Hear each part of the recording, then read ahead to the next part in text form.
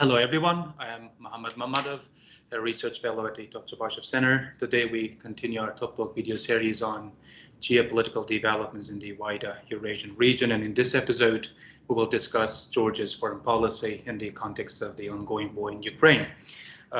My guest is Mr. Giorgi Badridze. Mr. Badridze is a former ambassador of Georgia to Turkey and the United Kingdom, and he is an ambassador in residence at Georgian Foundation for Strategic and International Studies. Dear Ambassador, thank you very much for accepting our invitation and joining our program. Thank you for having me. So to begin with, a few days ago was the first anniversary of the war in Ukraine, and we see increasing Western assistance to Ukraine and Russia's position being challenged in its so-called near broad. So my first question is a bit a general one. Where is Georgia in this big picture? Well, it's not a straightforward question to answer to, or rather it's a simple question, but there is no straightforward answer. On the one hand, on the 24th, everyone could see the Georgian people demonstrating their full support to the struggle of the Ukrainian people for their freedom, for their independence, which they believe is their own struggle, because the war that Russia is waging in Ukraine is just another phase of its attempt to resurrect the Russian Empire in some kind of new form. Whether it will not be in Putin's fantasy, it will not be necessarily called the Soviet Union, but it's the idea is to restore the Russian military, political, economic domination of the countries, nations, and territories which he and his Kremlin associates believe Russia has lost in the process of the ending of the Cold War with the West, and also dissolution or the implosion of the Soviet Union in the early 90s. So the Georgian people have shown very clearly where they stand. The problem is that this attitude is not necessarily shared by the Georgian government. And incidentally, on the 25th of February, we had our own sad anniversary of Russian invasion and occupation of the Georgian Democratic Republic, which took place in 1921. On the 25th, Russian Bolshevik forces entered Tbilisi and crushed Georgia's short-lived independent democratic republic. And the statement that the Prime Minister issued on this date failed to mention once Russia. Not once. So you can imagine how most Georgians felt about it. So unfortunately, like I said, there is no simple answer to Georgia's attitude towards the ongoing war, whereas the Georgian people fully supports and tries to actually make difference. The Georgian government's actions, or in most cases inaction, leave many questions. Yeah, actually, the major expectation is that this war will get, prolonged. Yeah, it will be something kind of a, I don't know if you agree with me, that Korean scenario. Yeah, it will get a bit longer to end. So, how do you think it could impact Georgia's position in the existing regional security system? Well, first of all, when the war started, or rather this phase of full-scale invasion started, apart from obvious threats and dangers that it possesses to Georgia, a country which was the first to be invaded by Russia openly, it opened opportunities that never existed since independence. For instance, the European Union for the first time decided to offer a membership perspective to all three countries and Ukraine and Moldova actually got the status of the candidate status as countries, and the only country from the trio, the associated trio, that didn't get it was Georgia. Georgia that for years led this trio in terms of its reforms, in terms of its standards, etc. So we are now, sadly, the weakest link in the trio. And these are the days when the European Union will make its mind about whether Georgia actually will ever be given this opportunity in the future. Actually, the opportunity was given. The question is whether Georgia is ready to take it. And again, Georgian people have been consistently very vocal and very clear about their aspiration. About 3/4 and 4/5 of Georgians regularly say that they consider the membership in the European Union as Georgia's strategic national goal. And the actions of the government are not necessarily in line with that, to put it very diplomatically. So, and there are other realities that kind of result from this war. Again, the frequent allegations from the Georgian government that the West is trying to drag us into the war with Russia. Well, frankly, I don't like the strong language, but it's absolute lie. Not only no one has asked us to open the quote-unquote the second front, neither the West nor Ukraine actually would benefit from it. On the contrary, number one, Georgia has no military capability to divert significant size of Russian forces from the Ukrainian front, number one.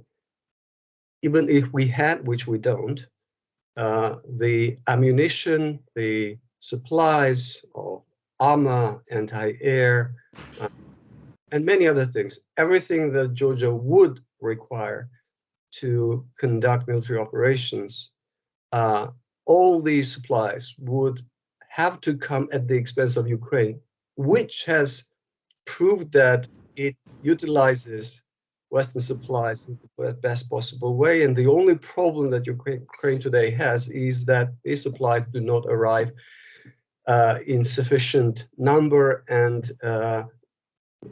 quickly enough. So there is absolutely no sense in considering this, and the only reason why the Georgian government should be talking about this is probably to create negative impression of the West among the Georgian public, which is extremely sad reality. It has never happened in the 32 years of independence. Yeah, you actually touched up on those points, but I would ask in any way about this EU-Georgia relations in the context of the war in Ukraine. Do you think that EU's decision not to grant Georgia the candidate status together with Ukraine and Moldova was a mistake or something? I mean, giving the government an excuse to put the blame on the European side and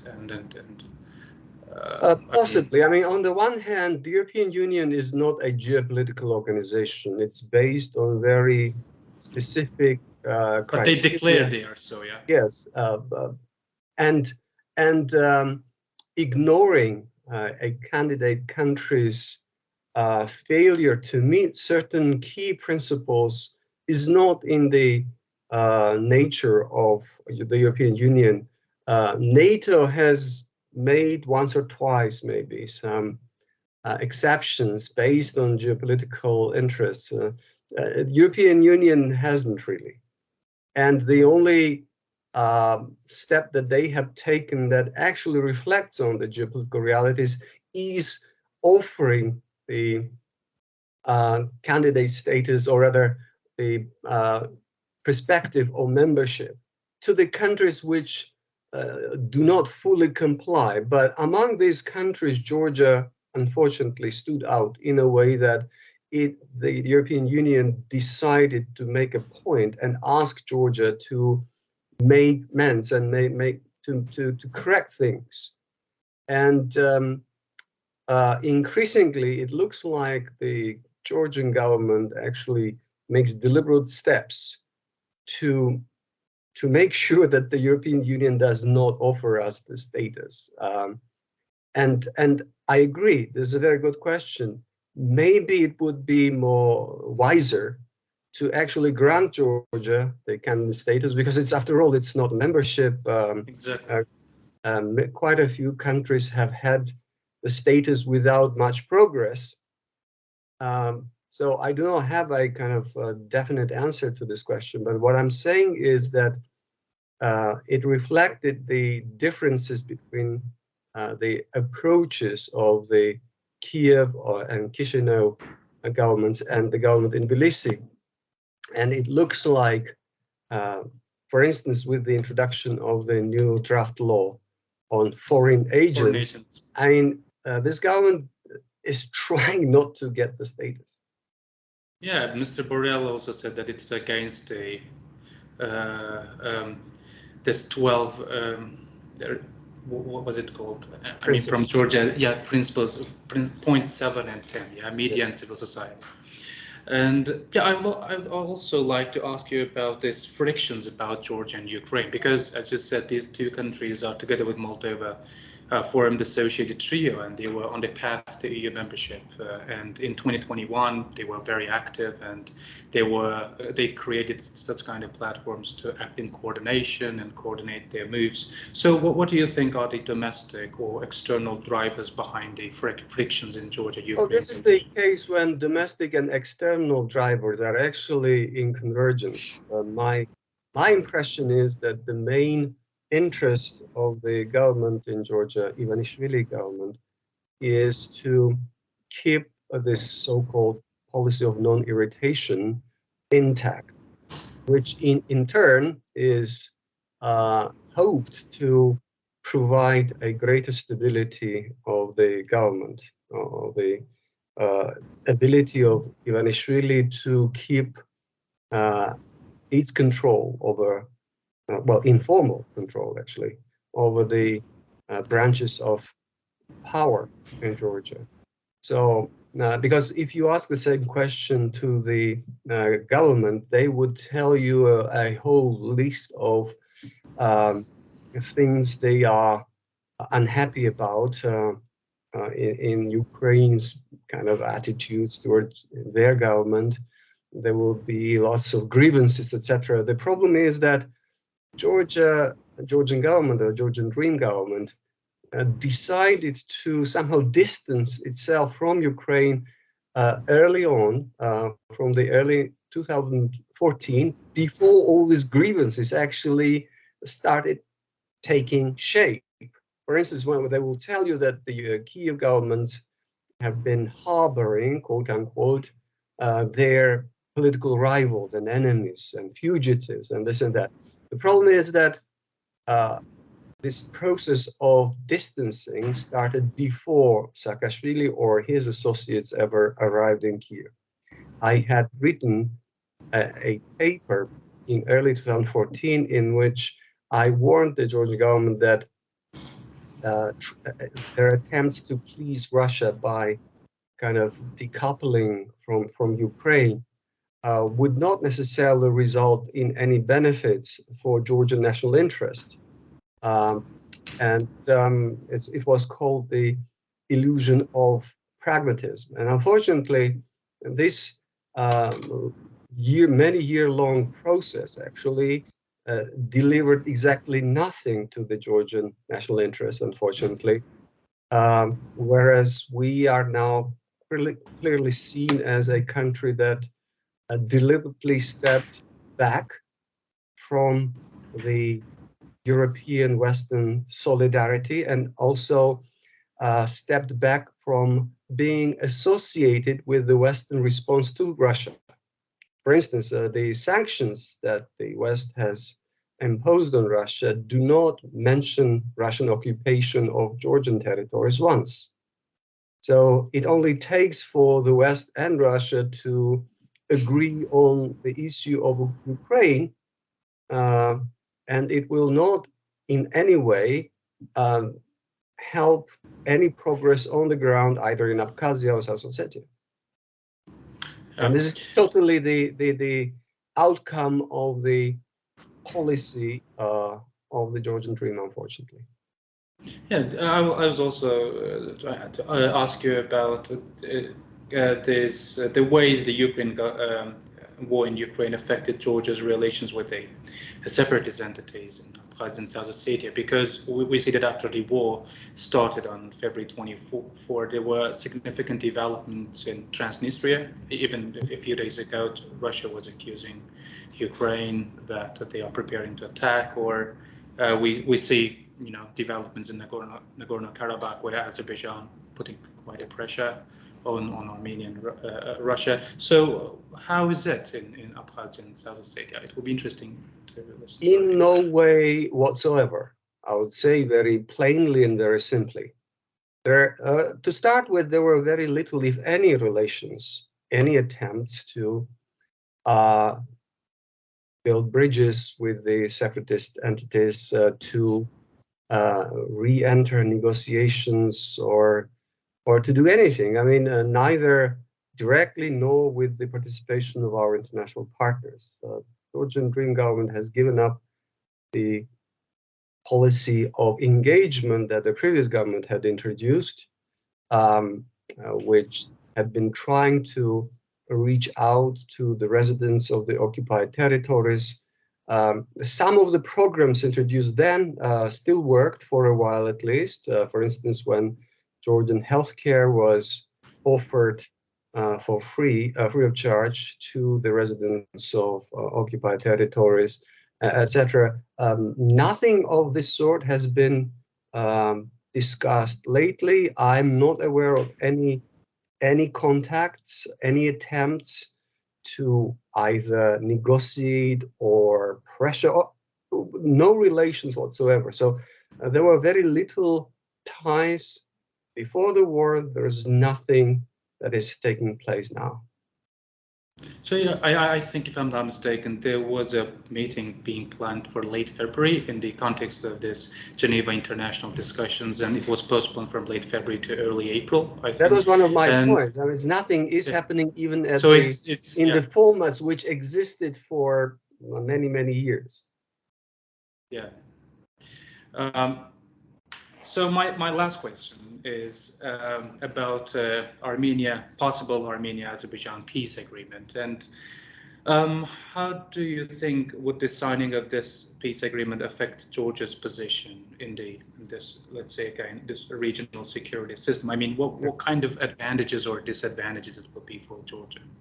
I mean, first of all, I can only think of very, very important long-term advantages to Georgia. Not only Armenia and Azerbaijan would be the beneficiaries of a lasting stability that would come out of this peace agreement, without which no temporary resolution, no ceasefires will provide the basis for real peace and stability. But Georgia will be a major beneficiary of this, even if some of the transit goods will be diverted. Yeah. The thing is that Georgia's virtual monopoly on transit, kind of transportation of transit goods from Caspian region to the wider Black Sea region came at a huge cost, to be perfectly honest.